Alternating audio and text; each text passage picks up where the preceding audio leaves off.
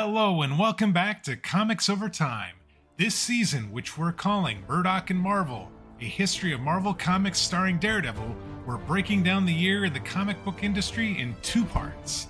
In part one, we'll look at the state of the comic book industry as a whole, as well as what things were going on in society that may have impacted the comic book industry during that year. We'll talk big picture about what's going on at DC and independent comics, then we'll shift our focus to Marvel. We'll look at who is creating comics, what new characters or storylines were introduced, and which comics debuted or ended. In part 2, we'll dive deep into Marvel's longest-running characters, Matt Murdock. We'll look at what the year had in store for the Man Without Fear, key things that happened, and who joined or left his world before spotlighting one key issue or story. From there, we'll wrap up the year's discussion with a takeaway before moving on to another year and a whole new discussion. We're excited to have you join us on a trip through comic book history. Welcome back for 1994, Part 2, the year in Daredevil. My name is Dwayne. With me, as always, my good buddy Dan. Dan, we're back for another week, the second half of our 1994 discussion. Yep. Yeah, there's been some crazy things going on, as discussed in 94. But Daredevil was actually a pretty interesting time this year, so I'm really excited to get a chance to visit about some of these books with you. I mean, we covered a little bit, actually 2 weeks ago now, because we had some stories that spilled over from 1993, so we're going to have some cleanup there. We've got a whole new storyline that took place for about half the year, and then we started another storyline that kind of brings us to the end of the year. So there's going to be a lot of kind of discussion about just really long storylines. This year is basically what we get this year. But rather than just kind of talking about what we're going to talk about, why don't we jump in and talk about what we're going to talk about? You've confused me, but I'm okay with that plan. So whatever it is, it sounds good. The year in Daredevil. All right, Dwayne. So let's talk about what we're going to talk about. We are going to discuss a little bit of Daredevil from 1994. You've got your list of appearances by our man Matt this year, and it looks formidable. Tell me a little bit about what he's been up to and where he's been. Yes, the last few years have seen an absolute explosion of Matt Murdock and Daredevil appearances throughout the Marvel comics. It seems, you know, when you're putting out 300 plus books in a year, there's plenty of room for people to just sort of find their way through all sorts of books, including their own title. But we're going to be talking about the main run, Daredevil 324 to 325. We talked a little bit about Daredevil Man Without Fear, which finished up this year with issues 4 and 5. We have a Daredevil Annual number 10, and then we have a whole slew of appearances outside of that. Real Heroes number 3, What If, 58, 64, the Marvels books 2 to 4, Marvel Comics Presents 150, 151, Marvel Tales 285, Spider-Man Unlimited number 6, Marvel Superheroes Megazine, issue 1, 2, and 3, Spider-Man Megazine number 1.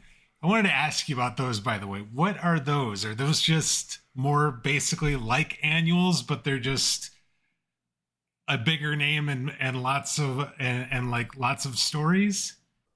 So the magazines are, if you think back to when, I think we talked about them way back in the 70s, like the DC 100-page giants. Okay. That's kind of what these were. They're basically just really big comic books with a bunch of different stories in them that it's like 96 pages and they charge $3 for them. And they were actually a pretty good value for the bang for the buck, just in terms of story. But a lot of times there would be some reprints in them and stuff like that. For instance, the Daredevil that's in the Spider-Man magazine from this year, I think, is by Stan Lee and Steve Ditko. And I doubt that's original content, since at least one of them is, not has vowed never to work with DC again. So, basically the Spider-Man magazines are going to be a mix of new and old content, and they're just another way to get more books on the shelf. Sure, sure. Okay, so in addition to that, Spectacular Spider-Man, 218, 219, Guardians of the Galaxy. I did not actually think Matt Murdock and Daredevil would make an appearance with the Guardians, but there he is in issue 54. Amazing Spider-Man 396, and we had some novels he appeared in. Death of Captain Marvel, Punisher Ashcan edition, and then we had Marvel Limited Fantastic Firsts novel, and the Marvels novel. So we had like 4 novels that he was in as well this year. I actually have some more for you too, if you'd like them. Oh gosh. Okay. So one of the things that the source that I think you're reading out of is different from the database I get from comics.org. And it, among other things, also shows trade paperbacks. And so we also had the Fall from Grace series that just completed. In fact, it's just completing at the start of this year, is put out in trade paperback form in 1994. The Man Without Fear trade paperback that started last year and just finishes up this year also comes out. So that's, 4 or 5 issues put into trade paperback form. And Wolverine Typhoid's Kiss, which is not technically Daredevil in it, but it's got Typhoid Mary and Wolverine. And it's kind of like a romance between them, and they're also trying to kill each other and everything. Was actually put out in 92. It was written by Ann Nesenti, drawn by Steve Lytle, and it came out in 94 as well. Sort of a Daredevil adjacent character. So, Okay. yeah, but so this is one of the reasons too why we're going to see some of these story arcs, the 5-issue story arcs that then continue on, kind of crossing across years, is they've started the immediate trade paperbackization of their storylines, which then starts to really enforce that idea of 5-issue or 4 or 5-issue runs, so that you can pack them up and send them off to bookstores as another way to make money. I was going to say, this is the first time I remember hearing them come out so quickly. Usually it took a couple years before you would see something like that happen. And in fact, it seems to be the case that that's the way it is now too, right? Because like I remember when we were talking about Moon Knight, I didn't buy the first 6 issues of the current Jed McKay run, because by the time we started talking about getting into that run, I was able to actually just go out and buy they were on like issue 8, and I got issues 1 through 6 in a collection. I think that now normally the plan is going to be that if you have, say, 5 or 6 issues that are the first run in a new series, that by the time that the first issue of the next sort of story arc comes out, you'll be able to get the trade paperback for the first run, so that if, say, stories 1 through 5 are an introductory story for the character, issues 1 through 5 tell a story, it's done. In the same previews catalog where you can order issue 6, you can order the trade paperback for 1 through 5. Wow. So that basically you do have that option. And it's also a simple fact that there are a lot of people now who don't collect the floppies, they buy the trades. So it's not even just a catch-up thing. It's, for some people, that's just their preferred way of consuming the stories, is to wait until the story arc's done and then buy them that way. So, but I would agree with you. This is actually kind of a revelation to me.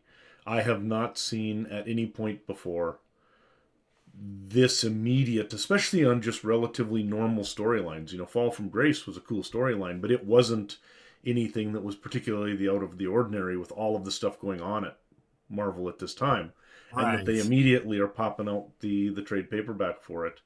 I think that's kind of interesting. Now, they're not doing it with all the stuff, so they must have identified that particular story was something that would be a good one to get out into bookstores, because it's not like there's a trade paperback for every 5 issues of everything that they're doing. Right. But still, I had also not thought that this sort of quick turnaround into bookstores was a thing. So this is news to me as well, and I'm going to be kind of watching it to see here, because I didn't think this sort of thing started until the 2000s. I would have figured it would have been 6 months or a year that before they would have gotten the actual ones out, except for things like Dark Knight and stuff like that. It's like the Dark Knight Returns was in a sort of a collected edition almost immediately because they just simply had to meet demand. Makes sense. So as far as writers on the main series, we had Dan G. Chichester, who's been kind of the man over the Yep. last few years. And actually, this is when he takes the step back. We see him at the beginning of the year finishing up the Fall from Grace runs, 324 to 327. Gregory Wright comes in at 328, does a standalone issue.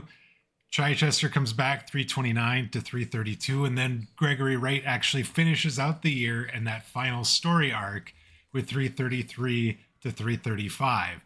And there's a reason for that. We're going to talk about it here in just a little bit. Chichester and actually Scott McDaniel, who did the pencils on the same books that Chichester wrote, stepped away as well. And we had Sergio Cariello did 328, and then we had Tom Grindberg, who finished out the year 333 to 335. So we actually had a creative team turnover this year for the first time in, gosh, it feels like 4 or 5 years. Yep. That was an interesting run. Chichester had a couple of stories that were misses. He had a couple of stories that were really strong hits. I think overall it was a good run on the main title, and then we're going to get to talk about Elektra as well and the sort of special edition coming out next year.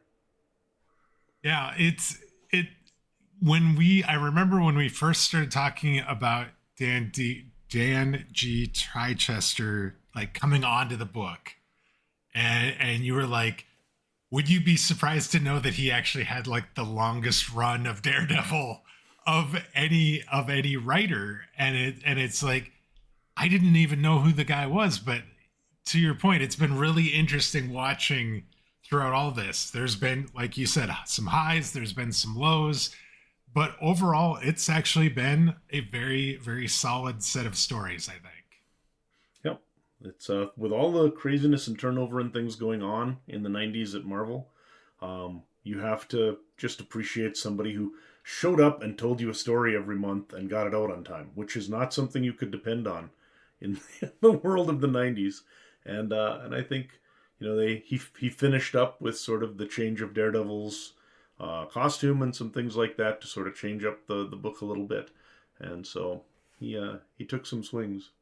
Yeah, him and also Scott McDaniel. I guess it's been interesting looking at the books across this as well for him, because there's definitely been moments that I've been critical of the way the page is laid out.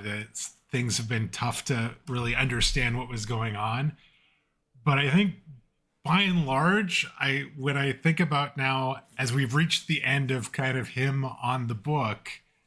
I find myself he's not like my favorite Daredevil artist, but I think I've grown to appreciate him as a Daredevil artist throughout all this. It's also interesting for me as somebody who has I didn't read these 90s books when they first came out, so my first real experience with McDaniel was on a lot of his stuff for DC with like Nightwing, some Birds of Prey books. He did a Richard Dragon series that I really liked. And he looks like a completely different artist. So I think that's also, for me, it's just been adjusting to the fact that he's really sort of changed and solidified his style over the last decade or so after these came out. Because this is really very edgy sort of art. It's got a lot of sharp, sort of just almost like jagged lines and the like. And it's very kinetic, but it also can be pretty confusing at times. Now, I think that fits some of the story that we're going to be talking about this year.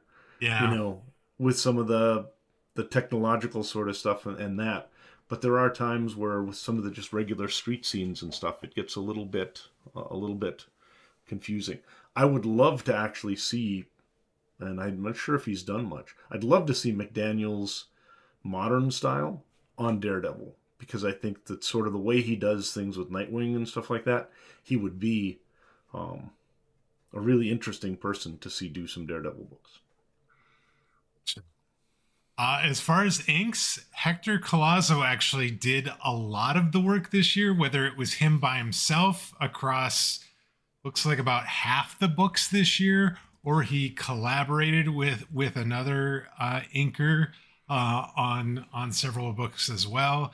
And then Don Hudson ended up finishing out that year with the last 334 and 335 with Gregory Wright and Tom Grinberg. So it really has been kind of a big, like a changing of the guard, I guess, is the best way I can put it when it comes to the creative team around this. And to your point, the reason for it is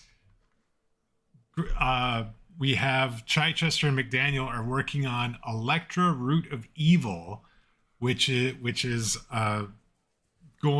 I don't know when it actually comes out, but it is heavily marketed across the latter half of these books.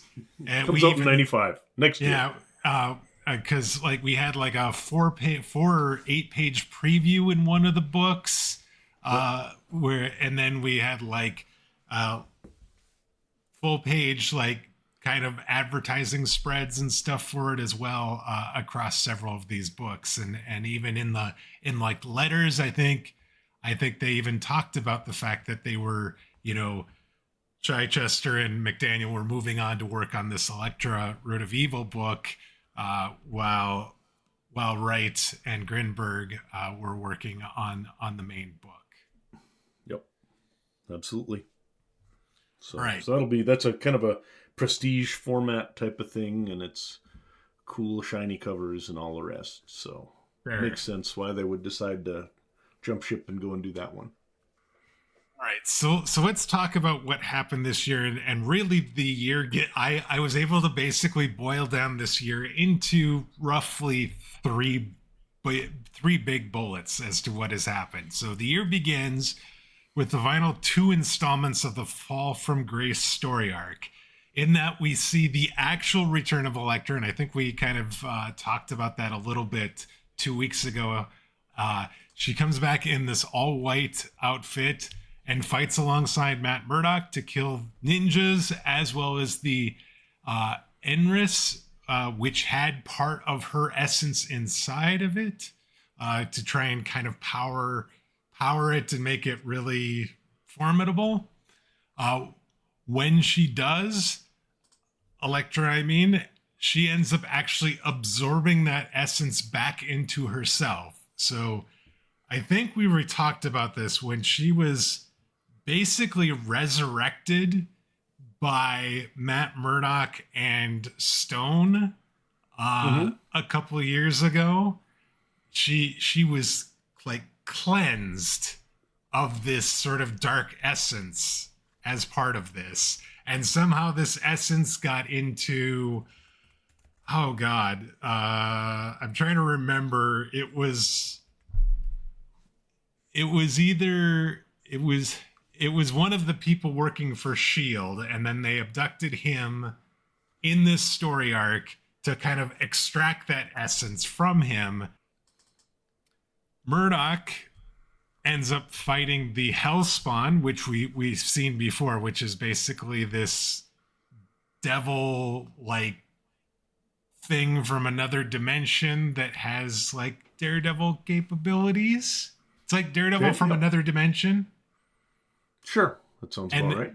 And looked like didn't look like an actual human being until it died. And you recall the whole point of this Fall from Grace story is everyone was going after this virus that basically, if they took the virus, whatever they wanted, if they thought of it, they could, basically it would happen. And so the Hellspawn actually ends up getting the virus, taking it, and becomes a human being that looks exactly like Matt Murdock. Ends up dying as a result of the fight with Matt Murdock during this giant battle with ninjas and everything going on. And there's just so much action across these last books. Matt Murdock then uses the body of the Hellspawn that now looks like a regular human being that actually looks a lot like him to fake his own death, and Yep. then assumes the name Jack Batlin. So he is now doing this, and it's all because, if you recall, the other thing that was going on was this side story where Ben Urich got his notes hacked, and he was the one years ago that figured out that Daredevil and Matt Murdock were one and the same. And he went and kind of confronted Matt Murdock about it. Murdock basically didn't deny it and said, but talked him into not running the story. Well, apparently he still had the notes. A hacker got the story, put it out there to the world that they might be one and the same. They couldn't corroborate it. So they basically just said, Matt Murdock is Daredevil? Question mark. That you know, is that what's going on? So he fakes his own death to try and save Foggy and Karen and all the people that he knows and loves from potentially getting hurt if they come after him. And yeah, so we have him now as this Jack Batlin. And with regards to the hacker story, Ben Urich realizes that his intern, Sarah Harrington, is the one that actually hacked his files and shared Murdock's secret identity, thus causing Murdock to then fake his own death. So there was a lot to these last two issues, a lot of fighting, and then sort of a lot of cleanup with regards to everything that had happened to kind of set things to what ends up being a very new normal. Yeah, I mean the high bullet points part of it though are that Elektra had been sort of cleansed and became this pure version of herself, but that pure version of herself lacked some of the qualities that made her a full person, and at that point, in order to keep that dark side from continuing to threaten others, she absorbs it back into herself, essentially re-accepting that sinful part of herself, but also becoming sort of fully Elektra again and a character that can continue on to do stuff. The white outfit, by the way, has been around a long time because that's the same outfit she was in on the last page of Frank Miller's original storyline when she came back from the dead. If you remember, she was walking that's kind right. of up through the snow. Yeah. It's very impractical for walking through the snow, but nonetheless. No, it's basically the equivalent of a white bikini, basically. With a jaunty sort of headscarf as well. Yeah. And then for Murdock, you get this weird convoluted way that somehow his identity coming out is circumvented because now he dies, and then a new and it's weird though because what we're going to find is that even though he dies, then he puts on a different Daredevil costume, in many ways implying that in actual fact it was Murdock who died, because now Daredevil has a new costume. Why would he have a new costume if anyways? Yes. So, yes. That never comes up in the actual story, so don't worry about it. You're kind of spoiling the rapid fire questions near the end, but all right, go ahead. To your point, yes, that does happen. So after Fall from Grace, next we jump immediately into another multi-book story arc called Tree of Knowledge. This 6-part story with an extra interlude book by a different creative team starts in March with issue 326 and shows Daredevil and Captain America taking on a gang of hackers called System Crash, which is being led by Baron Wolfgang von Strucker of Hydra. So it's basically Hydra's hired task force. So since this is the only full story arc that we got this year, this is going to be our spotlight story for this week. So there's going to be a lot to talk about this. And Dan, you've mentioned to me that 90s comics, this felt to me like 90s comics. If we're just to kind of preview what we'll be talking about in the spotlight. So yes, but I will admit that I often talk about 90s comics pejoratively, and I love this storyline. I think that it has an awful lot of of really interesting stuff, like meat on the bone as There's far as technology and society and ethics, all this kind of underneath. But it yes. looks 100% like a 90s comic book in that it's frenetic action and crazy things going on and characters with, massive guns and everything. So, yeah. I guess when I say that, the thing that sticks out to me is there's a lot. It feels like there's a lot of reliance on technology. There's a lot of just sort of like weird things that now, looking back on it, 25 years after Y2K and all that, everything that we were like talking about in the 90s, just like character names, whether it be like what technology is going on and what we're capable of potentially doing in the short and medium future, all that sort of stuff, along with just this absolutely frenetic story with all sorts of action and big guns, big explosions, all of that. And so from that point of view, it was like a little eye Mm-hmm. roll-ish, but at the same time, there is a lot of interesting things that go on. I think we're gonna have a lot to talk about in this one. Yes. I may have to put on my convincing hat. We'll see, Okay. but we will wait with that and Yes. see what goes on here. So the year ends with the first half of another named storyline called Fathoms of Humanity, that will actually end early next year in February 1995.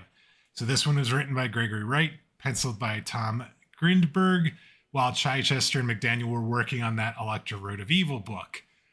In this story, we see Daredevil following a homeless man into the sewers where a tribe of people are living, including their king, whom Daredevil rescued Wilson Fisk's wife Vanessa from way back in the original Frank Miller days. If all of this sort of sounds familiar, there's a reason. That is way back when the like the sewer king and all that Daredevil went to rescue Vanessa from. Daredevil defeats his old foe, which endears him to the rest of the community and causes the king to seek out an altar to summon some creatures to enact revenge. We also see him take on Bushwhacker, which is another old foe, the one with the gun for an arm that we Yes. saw a few years ago as well. During this story, we also see the Kingpin, who's working out of an abandoned subway car as he slowly starts working towards regaining his power and influence. So, all this, while things are changing and making kind of the status quo so much different, we also sort of see the pieces start to be put back together to get things back to where they were a few years ago, where you have the big Daredevil and the big Kingpin potentially going head to head again at some point in the future, which I think I wasn't. I think I was expecting, but I was sort of glad to see it starting to happen. Yep. They are a long ways from both being on top right now, but they'll make it back. We're not done with our Kingpin Daredevil fights. So Yeah, so that was the year basically for Daredevil in the main story in his main title. And the thing that struck me is we had basically three stories this year. We yep. didn't have any filler books where it was just a standalone book. Everything was part of a bigger narrative that was being shared. And I don't remember that there's ever been a time where that's been the case.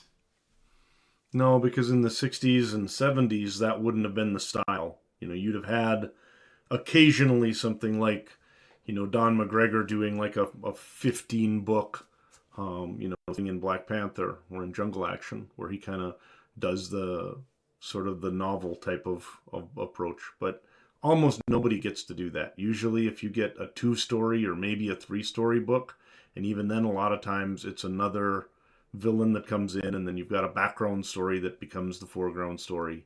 So it's pretty unusual to have stories that are 5 or 6 issues.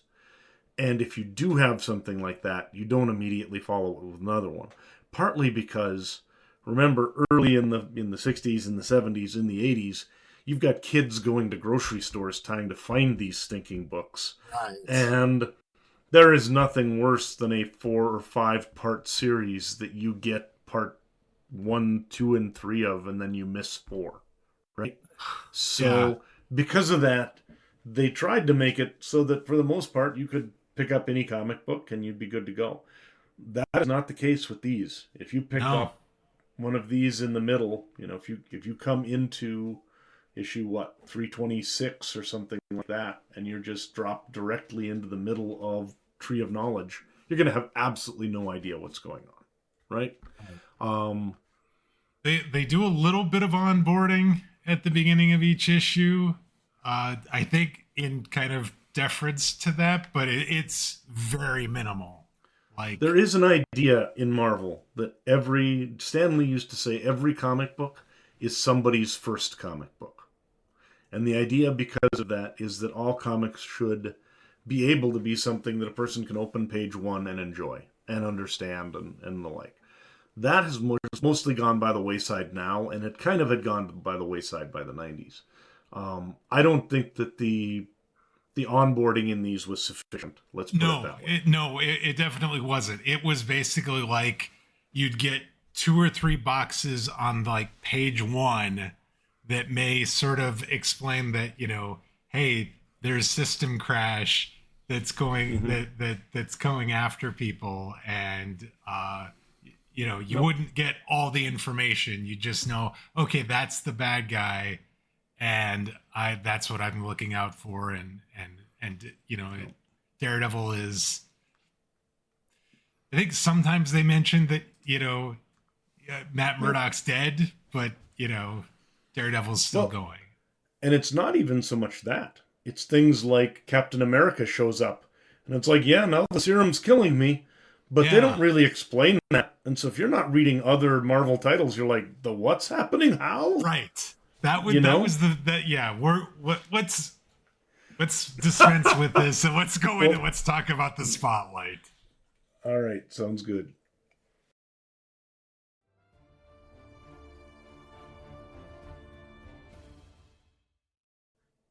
Hey Dan, before we jump into the next topic, I wanted to talk to you a little bit about the Comic Book Yeti podcast. You've been telling me a little bit about it. I think our folks at home would be really excited to hear about it. So tell us, what is this podcast about? Yeah, Jimmy and Byron over at the Comic Book Yeti website started a podcast a while ago called Cryptid Creator Corner. And every week, twice a week actually, they go out and interview some of the folks who are doing cool stuff. So we talk about a lot of the older stuff, things that happened 30 years ago. They're actually talking to people making comics right now. And they're doing a great job, not only giving you this idea of what's out there as far as cool new titles you might want to read, but also it gives you kind of a look into the people and the production process that goes into making comic books. Really a lot of fun, highly recommended. They're great guys, and it's a really interesting podcast. Oh, that sounds great. I think this sounds like a great companion to the podcast we're putting out every week. Tell people where they can find this podcast. You can find it either by going out to cryptidcreatorcorner.com, CRYPTID, or you can just head out to your podcast player, type in the search, and you should find it. They seem to be on pretty much all of the major podcast networks. So, really good stuff. Give it a try. Sounds good. I think I've got a new podcast to put in my player. Let's get back to the show. This week's Spotlight Story. All right, Dwayne. So, you have for us a Spotlight issue. I am super excited about this one. We have Daredevil 326 through 332. Yeah, we have a 7-book Spotlight this week. We have the entire Tree of Knowledge story, because there really isn't a great way to single out one part of this story, because there's just so much going on across all of this. And the first thing I want to mention about this is they had to like basically clean up Fall from Grace, or they had to start out acknowledging Fall from Grace, and which point Matt Murdock's dead. So the weirdest thing, if you picked up 326 and had not picked up 24, 25, this story starts with the very first thing you see is Matt Murdock's funeral. Nope. Karen and Foggy are heartbroken, and even the Kingpin pays his respects as of sorts, saying, "Rot slowly before spitting on the casket," in this one. And I'm just like, I don't know. We've seen all sorts of things with regards to Matt Murdock, and I was really curious what a funeral for Matt Murdock would look like. And they showed, Peter Parker and Mary Jane. We saw Captain America. We saw a number of people who have seen and crossed into the Daredevil book over the years come and pay their respects. We saw Black Widow being broken up about it, but it was really interesting to see the funeral kind of be the start of this story. For just some random New York lawyer, he's got an awful lot of superhero friends who come and hang out at the funeral. Yes. Again, nothing like dispensing with any suspicions that he could have in fact been Daredevil, because right. Most of the Avengers come to his funeral because that's just what they do when a lawyer dies. So, yeah, it's always a little weird with those big sort of funeral type events and the like, because they have to have all these folks there to pay their respects. But it's obvious that if a reporter was there, like, how many people's secret identities have just been compromised by going to this event? Right. Why is Peter Parker there along with the Avengers? I wonder if that's got anything to him. Might he have a secret identity? Right. So that makes sense. Anyway, proceed, sir. All right. So the other thing that you intimated during the previous discussion there was Daredevil gets a new suit in this story, and it's weird because he just sort of appears in this new suit, and it's not even so much as a suit as it is body armor. It's blue, it's red, and it looks, I want to say, just we also see him use a gun during this, like some of the first shots of him in this new suit as well. So I guess if you're trying to make it look like this isn't the same Daredevil as before, heck, putting him in a new suit and letting him use a gun probably is a good way to make you think that's not the same person. Mm-hmm. But at the same time, kind of jarring if you're like just coming into this and you're like, okay, I just saw the funeral for Matt Murdock. Now I get to see Daredevil in a new suit and he's brandishing a gun. Yep. It's very strange. I mean, it is very much, again, 90s, right? That he's got body armor, kind of almost like a Punisher type of look. It actually looks in a lot of ways an awful lot like the armor from the Marvel Netflix show, to be quite frank. It's got kind of that darker look to it and a more sort of a bulky kind of body armor sort of thing. But I don't know if I was necessarily a fan of the new suit, but it was cool. I didn't actually mind it at all. I thought it was an interesting change. I don't know if I expected it would last forever, because Daredevil and most of these characters, if they get a new suit, they usually wander back to their original one sometime later. But I think the thing that was most jarring for me is the whole, why is he changing his suit after he's just gone to the trouble of dying to try and convince people that he is not Daredevil? So that was a little strange to me. Trying to remember, did we have a different suit recently too? Didn't he kind of switch it up a little bit and make it more of kind of a red and gray suit? Like within the last year or two, and then we have another suit change in pretty rapid succession. I was thinking. Yeah, I don't think it wasn't a very long one. If it was, okay. He might have had a temporary. He had a while where he was wearing like the bandana over his face and stuff like that. It wasn't. He almost didn't have a suit for a while in some of the John Romita books, Okay. But yeah, I don't think as far as an actual suit change, she's had a big one Okay. recently. If you were reading the Daredevil, have we gotten to the Daredevil Yellow books yet? No, we have not. Because those go No. back to the original books, Yes. That but that's still in the you. future. Yeah. Yeah. That's I think coming up next year actually. So I want to talk about System Crash, that Hydra cell that's behind the threat that is causing all sorts of trouble in New York. This is one that I love the.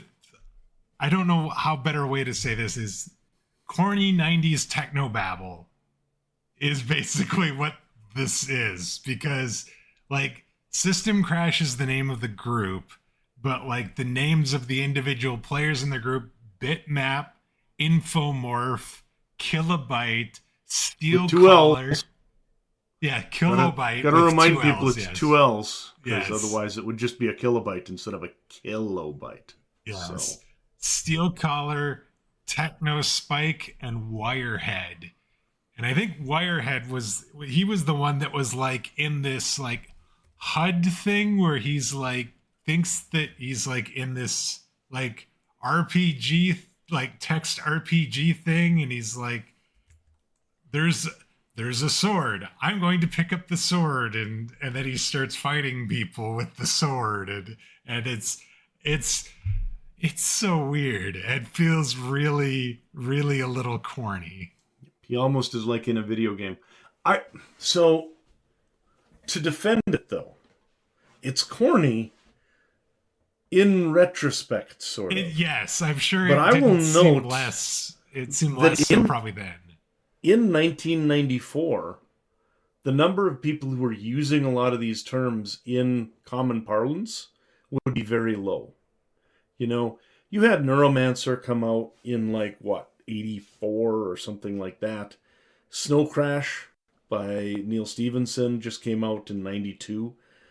And the number of science fiction books that are dealing with a lot of these concepts in ways that, when we can talk about as we go along, but I believe that the actual idea behind this, what the villain you haven't named yet, so I don't want to spoil it, is up to, actually makes more sense than almost any tech thriller that you will see in the late 90s or early 2000s. It's nonsense, but it's nonsense that actually, as a techie, this makes more sense to me than an awful lot of those shows. Like when I used to watch Smallville, and you had the teenage hackers who would be hacking into the DoD all the time, and then going through firewalls like they were Swiss cheese. This actually makes sense. So So we should talk about it. I mean, But I did proceed. mention Baron von Strucker, and Oh, okay. that basically he is leading this task force called System Crash to to be perfectly frank, I didn't entirely understand what was happening, because they were like So grabbing technology so that they could then spy on Americans, with the idea that the Americans would find out about it and then would get nervous about government and become, like uprise and overthrow the government.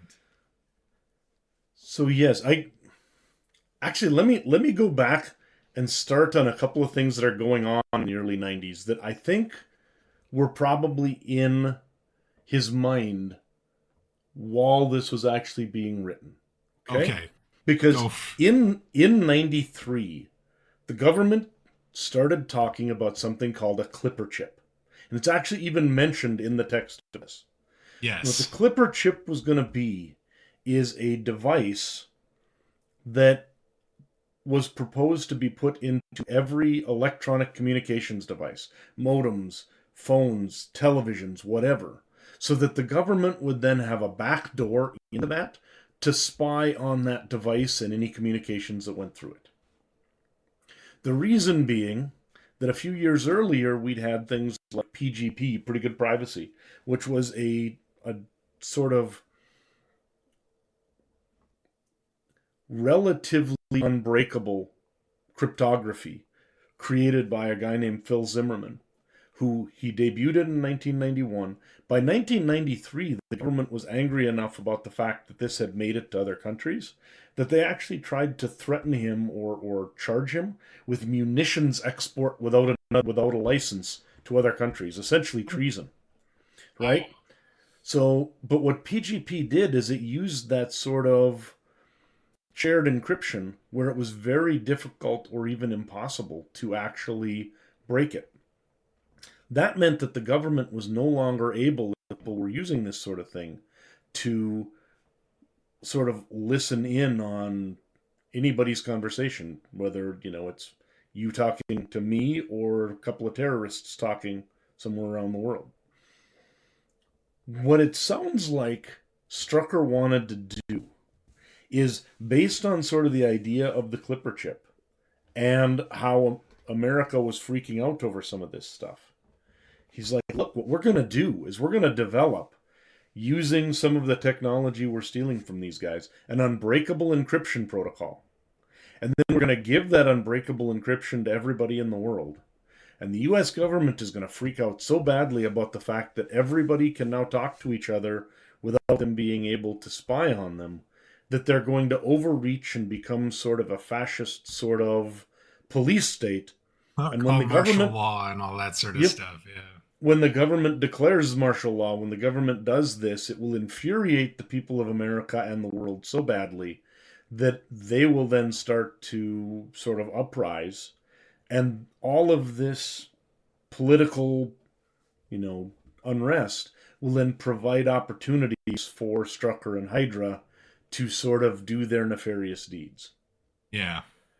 So what's interesting is it's actually based on things the government actually was sort of reacting to back in the 90s and concerns that, to be quite frank, remain today. Encryption technologies are still federally regulated things. And all of this stuff is still very much actually a concern in terms of the rights of the government to know what they need to protect people versus the rights of people to be able to do what they want without the government spying on them. It's really pretty fascinating. And especially that it was 1994 that this came out. When, you look at stuff like Snow Crash, it's basically pizza delivery, cyber ninja type stuff. A lot of them got really sort of out there. This, at its core, is a pretty grounded look at how some of these technologies work. With then, of course, cyborgs and people who are no longer human because they've turned themselves into code and stuff like this. But that's because it's Marvel. If you take out some of the villains, a lot of the rest of it actually is pretty reasonable. Anyway, so yeah, I think that, the system crash thing, that they've got this, and that essentially the idea is that they are somehow pretending to be this terrorist sort of technological hacker cell. Yeah, but then behind it, you've actually got... behind it, you've got Hydra. Yeah. So there's that. I had trouble getting by some of the names of the characters, but I guess if I'm not thinking about it as a person in 2024 reading back on something from 30 years ago and thinking about it maybe from somebody that was in the mid 90s reading this, I think it makes a lot more sense. Yeah, they are very 90s names, but they are also pretty cool, I would have to say. Yeah. So, like the Fall from Grace story arc, there were a lot of cameos throughout this story as well. We talked not just about the funeral, though, with Black Widow, Peter Parker, Captain America, among others, showing up. We saw some Avengers show up: Giant Man, Vision, Crystal, Black Knight.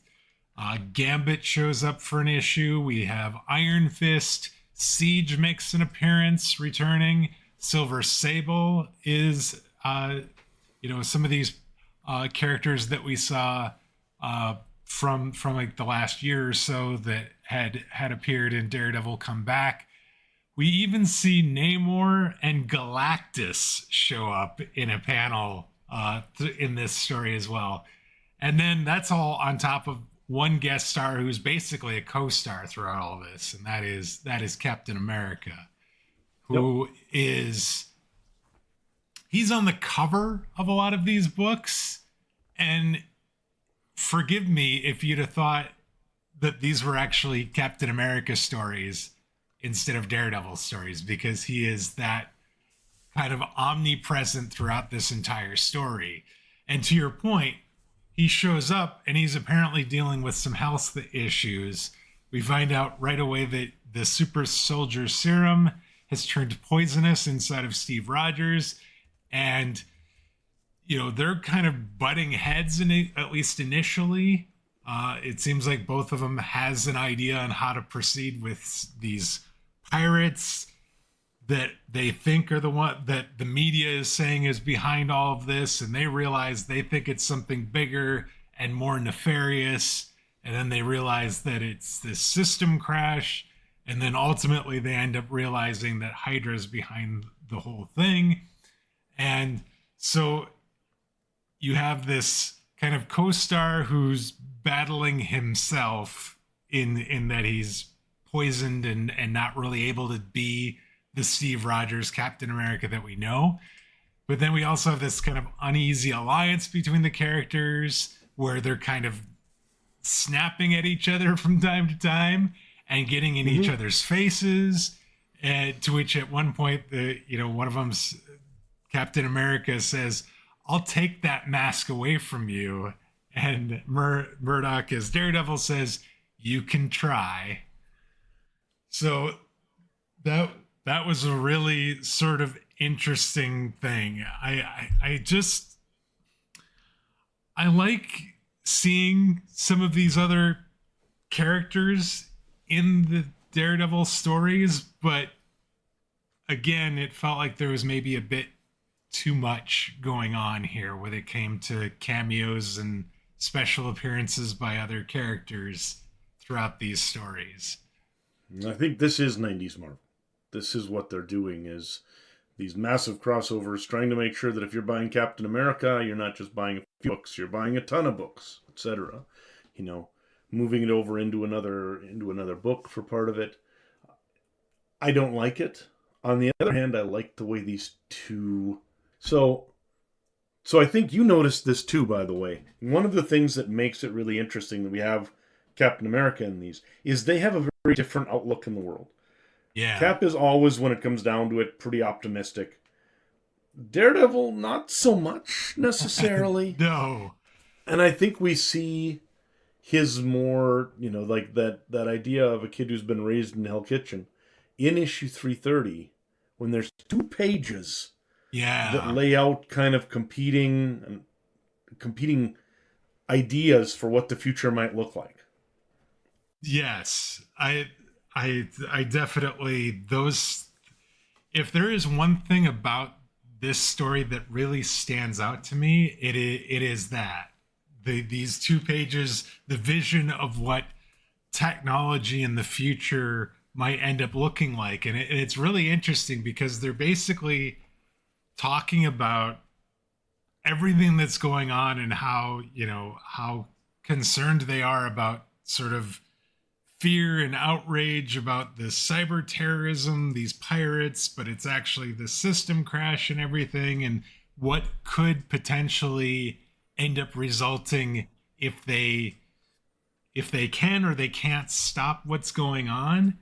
And you have this first page is Steve Rogers kind of extolling what a typical family might look like in this, with the World Wide Web being this like bastion of good. And he actually quotes Thomas Jefferson as he's talking about, the dad doing his job from home and the mom doing her job from home, and like doing it like through these like cyber sort of like almost like, I don't know, is like almost like Minority Report type screens, or they're like these like full page, like full body, like she's like a seamstress and she's doing it on like these like computer programs that can instantly change like Yep. the look of fabrics and things, and like the kids learning languages and stuff on the internet, and it's this just like great awesome thing that's going on as a result of technology and the good that can come of it. And then just complete 180, you have, well, Matt Murdock starts, well, what if things aren't as good? And then he lays out the same family and they're doing like terrible things and like running like crime out of their house, and like the kids are doing terrible things like bullying other kids over the internet and all this sort of thing. And it's a much more pessimistic look, but it is amazing to me how it's just sort of page to page, just side by side. It's just like, you look at it now and it's like, I can see some of what Cap saw in the world today, but I can also see a lot of what Matt Murdock's talking about as well in what we end up seeing today as well. You know, these pages to me are, now that I've seen them, I think these go down as two of my favorite pages of 90s Marvel I've seen so far. There's in Siena, Italy, in their main city building, there is essentially frescoes on two walls. One's called the images of good government, and the other's images of bad government. And this really is almost like that. This is images of good internet and images of bad internet, But yeah, so in the good side, the dad is essentially just using the internet to be able to work from home, and he's doing productive stuff. The mom is on a treadmill, which I don't know if you've noticed, but there's a lot of people now working from home who actually have treadmills. Yeah. And so when you're at your computer, you're like walking. Uh-huh. Essentially, that's what she's doing, is she's keeping up on her real estate. Real estate, interestingly, was one of the first industries to really take big advantage of the internet. So he actually hit pretty close on that. Kid logging onto electric bulletin boards, advancing themselves through multimedia databases. Well, that really is what the internet is a multimedia database at this point, right? Yes, it is. YouTube is a multimedia database. But then Daredevil comes in and he's like, well, but what if it's the mom using this big Surface Hub screen, and what she's doing essentially, he says, is she's a madam beaming images of prostitutes in action to prospective clients, which basically is an OnlyFans network, right? So he's got the internet as porn source going. Dad is a narco trafficker. Encryption and phone forwarding keep his drones from knowing who he is. This is exactly something, again, encryption and the use of it in crime, and especially things like narcotics and that sort of stuff is rampant.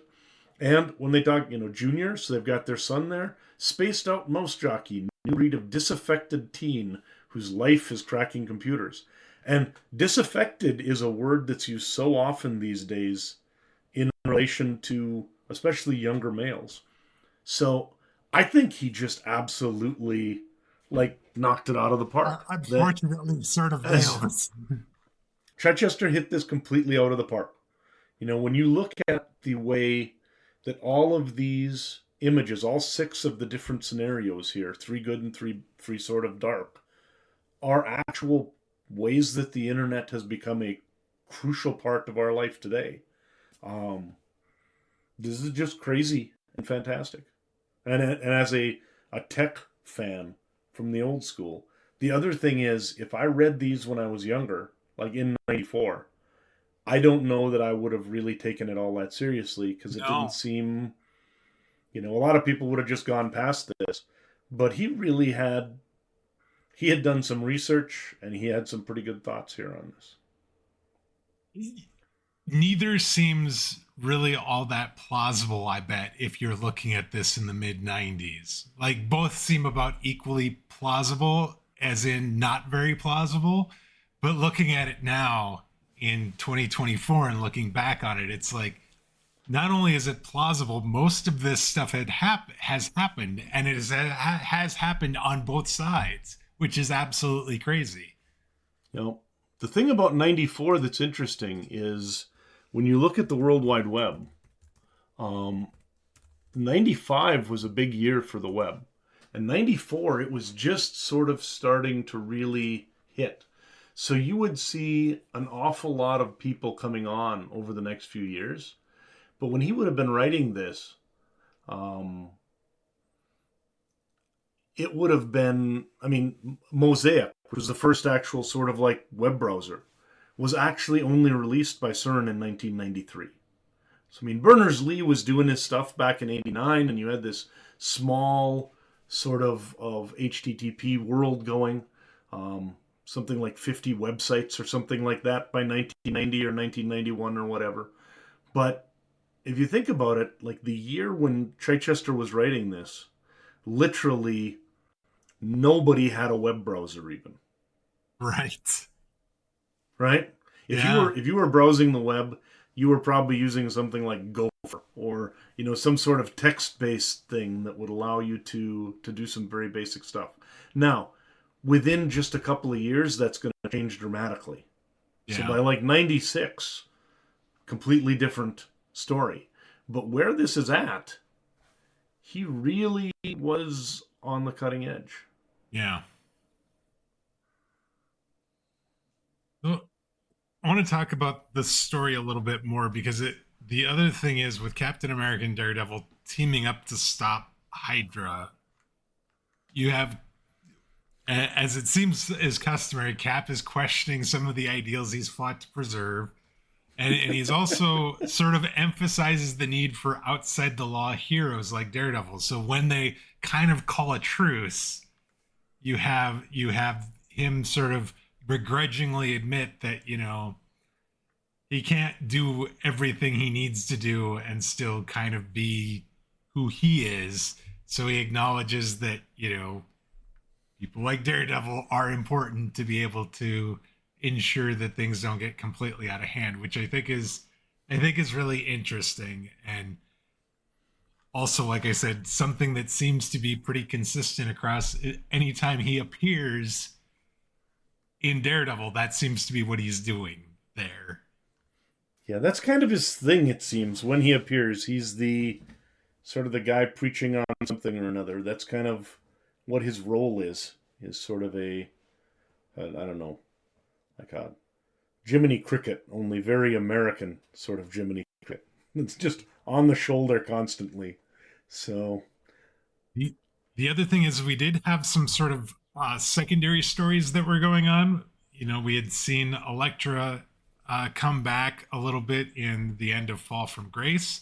We actually see her starting to pull the Chased back together again, intermixed very briefly throughout this story as well. I thought what was really interesting is there's a secondary story involving Karen Page and some guys that want to get her back into her adult entertainment past in this story as well. And it's there again, there's not a lot of time given everything that's going on in this story. There's not a lot of time invested in these side stories or secondary stories, but they're there. And I thought this one was really interesting insofar as, like, she's being approached by some producers that because they want to get her back into the adult film industry that she's broken away from when she came back to New York. And yep. so they give her this disc to try and show her that, rather than doing movies, they're doing like interactive CD sort of things. And so they give her one.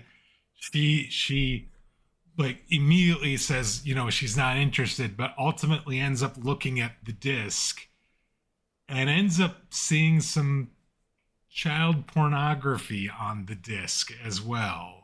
And she starts then trying to figure out what's going on with this image of this young girl and where it came from and how to go about potentially helping this person. But it's really interesting that on top of this like really complex and big main story, you had really some really interesting developments with some of the other characters as well in this story too. Yeah, no, the Karen Page again, as a somebody who follows tech stuff, this is sort of fantastic, and it shows Chichester is again on kind of the pulse that there's a lot of stuff out there when you study the history of social stuff that porn is always sort of on the cutting edge of almost every technological breakthrough. Yeah. Humanity discovered the printing press, and what's the first thing they did? They printed a Bible. What's the second thing they did? They made a bunch of pornography, right? Yes. And so, because of that, it's kind of been the same thing with almost everything else moving along. And I love the pitch they had for her. Did you see the title of what they wanted to call their... I don't remember what it is off the top of my head. I'm not even sure how they got this into a Marvel comic. I think the editors were too overworked to see what was going on. But it's called Teledildonics, which is like... I literally have no idea how they got that into an actual Marvel comic in the 90s, but it makes me laugh. The way that also Karen Page now ends up, she needs somebody to help her stay on the right path. And when Matt leaves trying to sort of quote unquote protect his friends, one of the problems is that he's actually leaving them alone. Yeah. And without sort of the support network that they need. And how is that going to come back to potentially haunt Karen? How's that going to haunt Foggy? These are folks who needed him for various strong reasons in their lives. And he's like, see ya. I'm going to be dead for the second or third time now because Yeah, because it'll help you more than if I'm here. And like little does I think he realized just how how difficult it was going to be for them, because she's a wreck throughout all of this, and then like you have these guys that just show up, and they've kind of preyed on her once when she was a junkie, and now they're trying to prey on her again as she's dealing with losing somebody that she loved.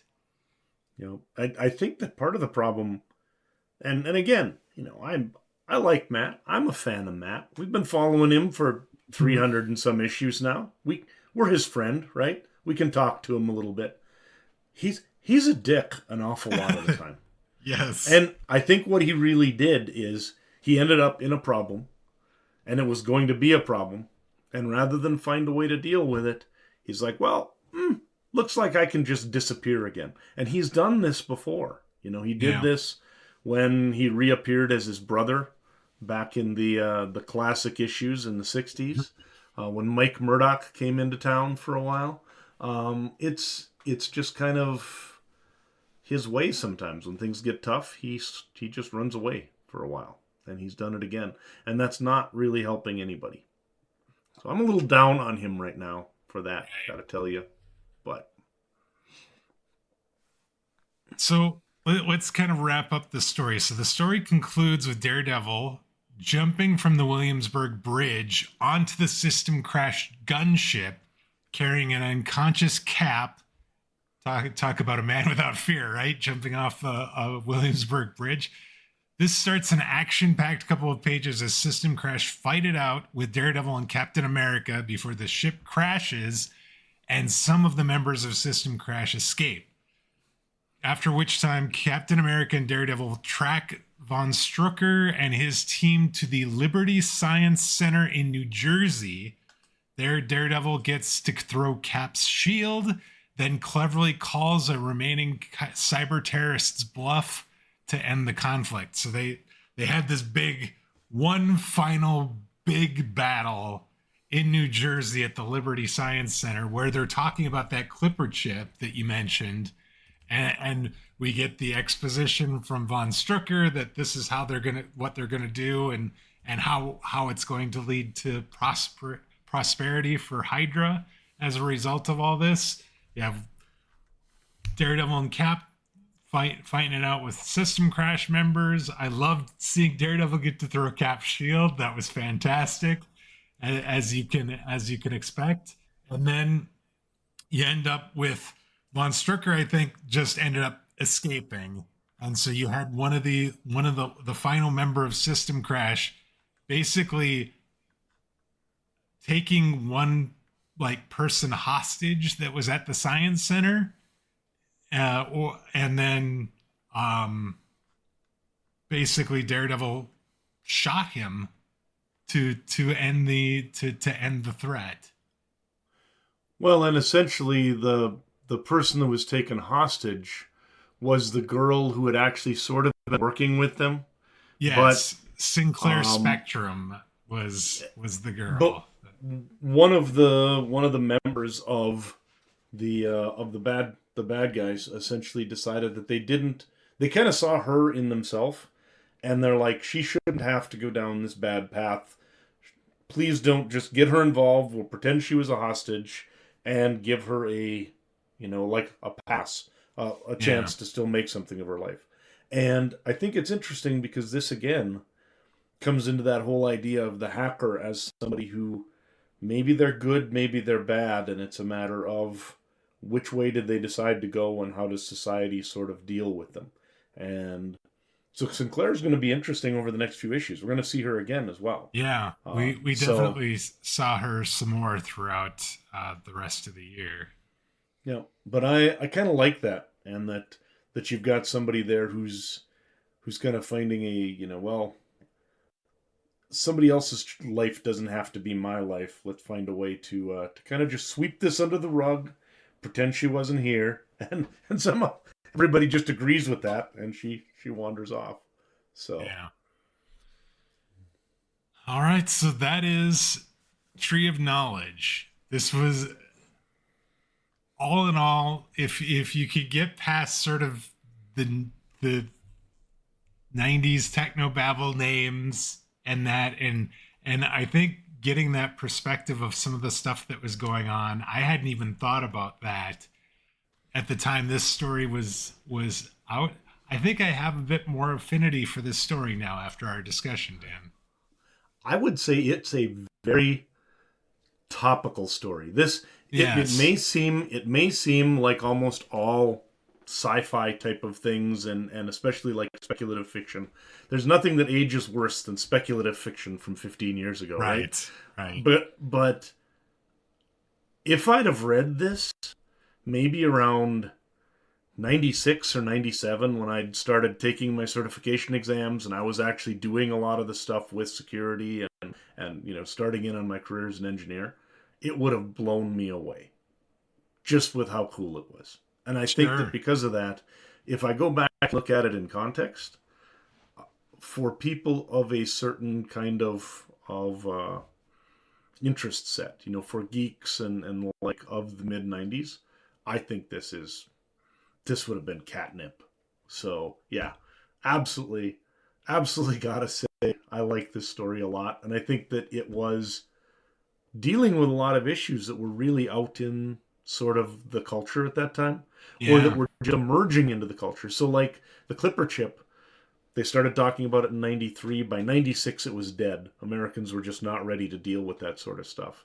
But the PGP lawsuits, that was still ongoing. Zimmerman had legal trouble with this for God knows how long. All sorts of other encryption sets are coming out. A lot of this stuff dealing with, you know, Tipper Gore worried about internet pornography comes up in just a few years here and the like.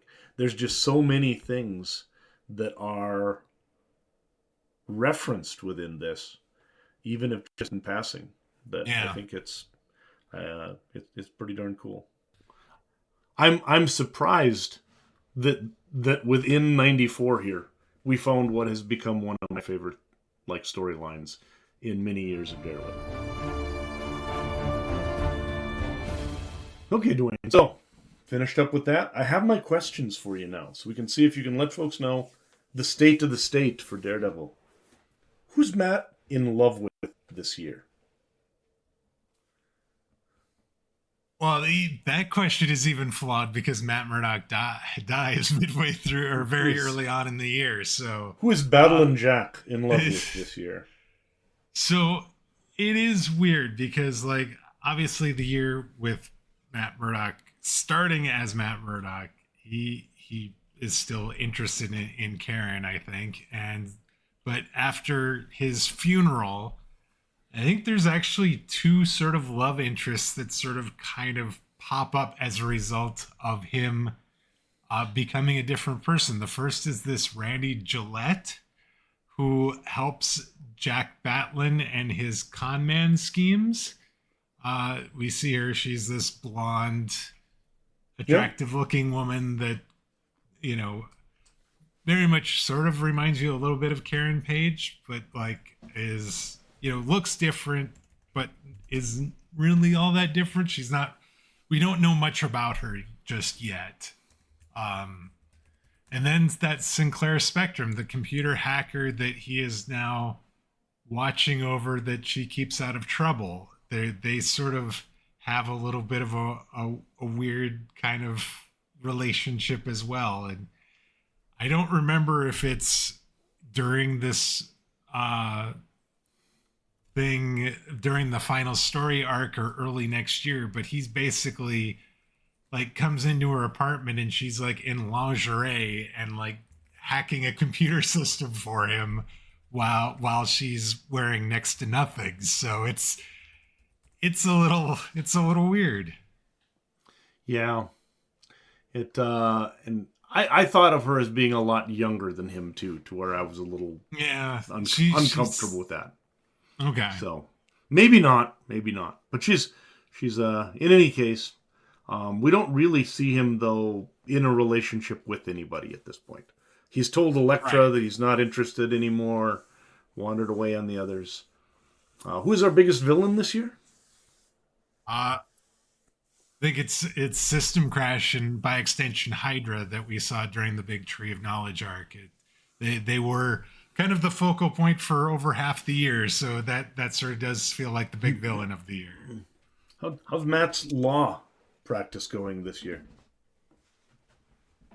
Um, there is a Matt doesn't practice law this year. He basically is Daredevil when we see him right away out of the gates at the end of Fall from Grace, and then he dies, and we had replaced Jack Batlin, who is this con man slash social engineer, as he calls himself, for the rest of the year, and so we don't actually see him in a courtroom at all this year. He does a lot of not lawyering for a lawyer. How about Matt's identity? Anybody know his identity this year?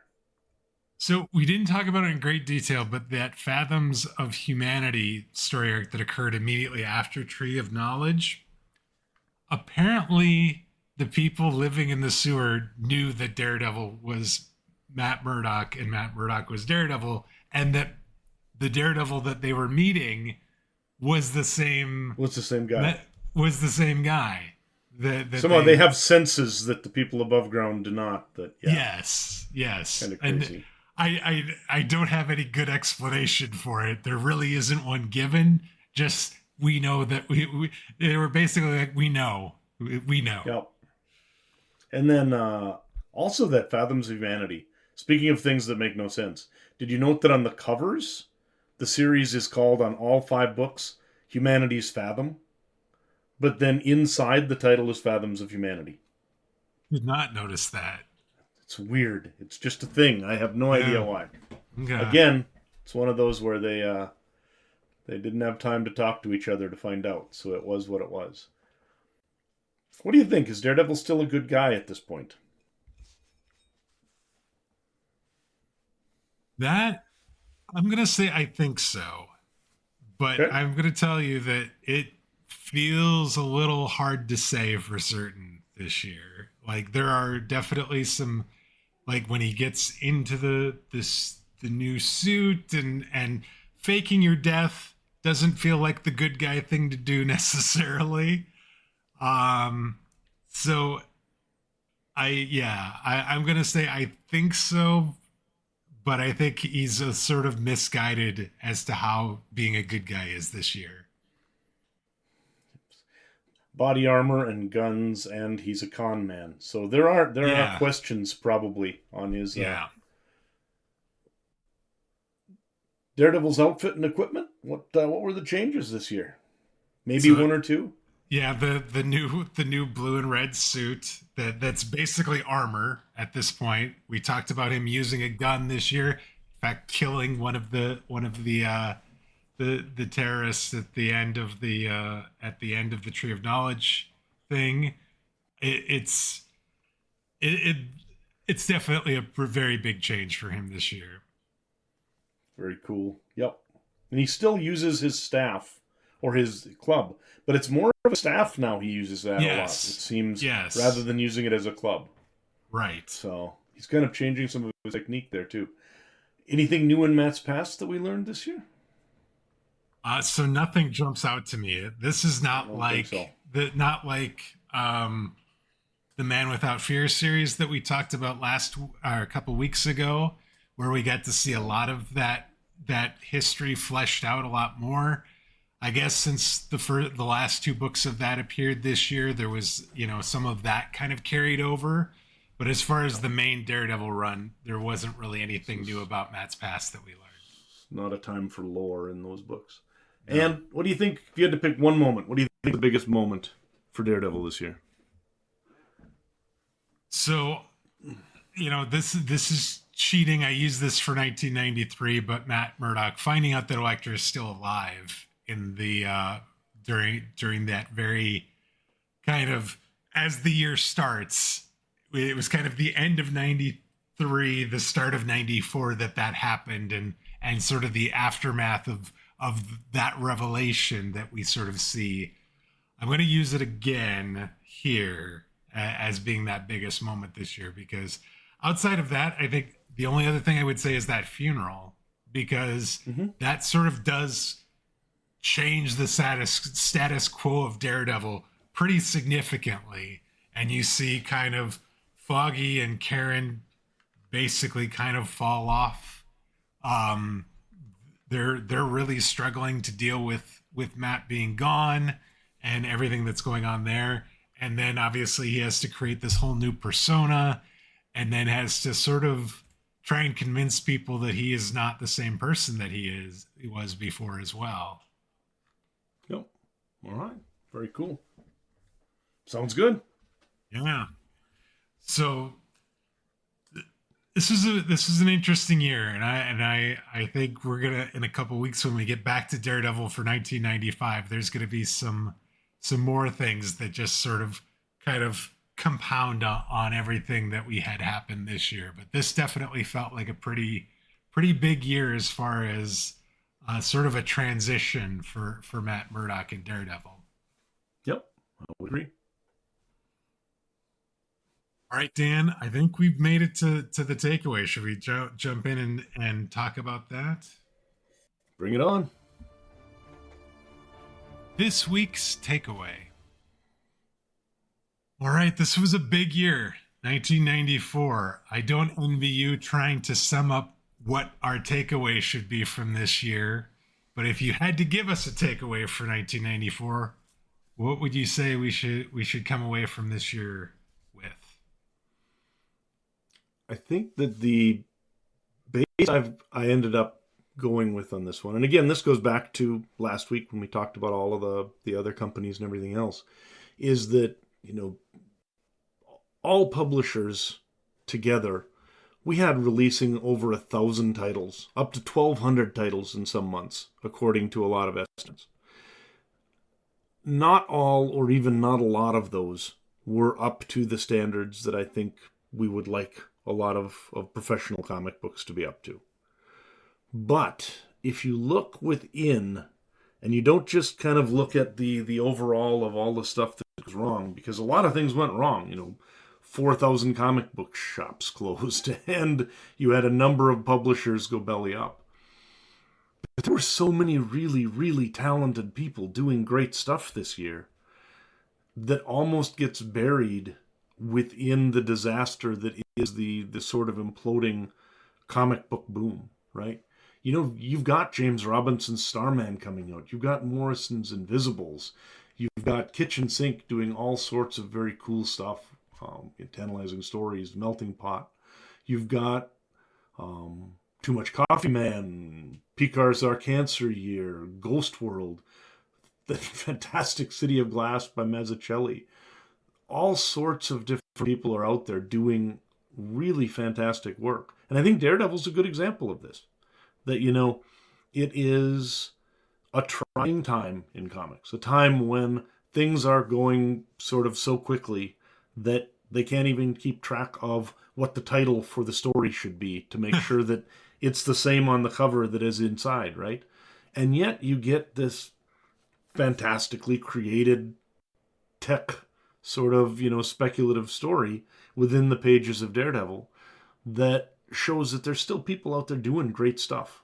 You just have to work harder to find it in 1994 than you maybe should have to, because there's just so much stuff getting pumped out there to try and feed this speculator boom of the 92, 93 and into the start of 94.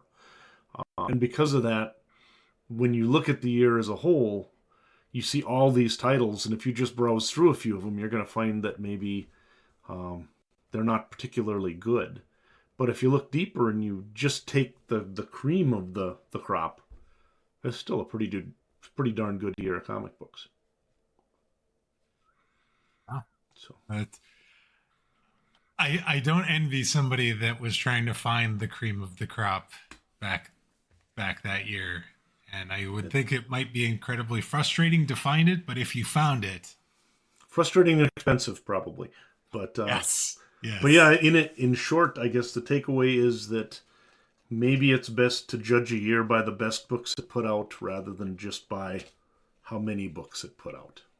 Because in that context, there's still some pretty good stuff here, and it was a pretty good year. All right. And with that, that's going to wrap it up for us for this week. We'd like to thank you all for joining us. If you're new to the podcast, please consider subscribing on your podcast player of choice. That way you'll get each new episode as soon as it's released. And if you've already subscribed, we'd appreciate it if you'd share the show with somebody you know that would be interested, either via social media, or you can leave us a review. That'll help new listeners find this show that much easier. Now, whether you're new to this podcast or you've been with us from the beginning, we'd love to get your thoughts on this week's show. Maybe you read Tree of Knowledge and have some thoughts on what we saw during that. We'd love to hear them. You can send us those comments via email. That address is comments@comicsovertime.com, or you can reach out to us via social media. We're on X or Twitter, whichever you're calling it these days, or Blue Sky. Both of those, we are at Comics Over Time. Dan, 1994 was a lot, to put it mildly. Preview us in a few words. Is it a lot in 1995 as well? Yeah, nobody's really learned their lesson that particularly well, but there's less simply because so many people have gone out of business. So there has to be a little less. So we are on, for better or worse, we're on the downslope.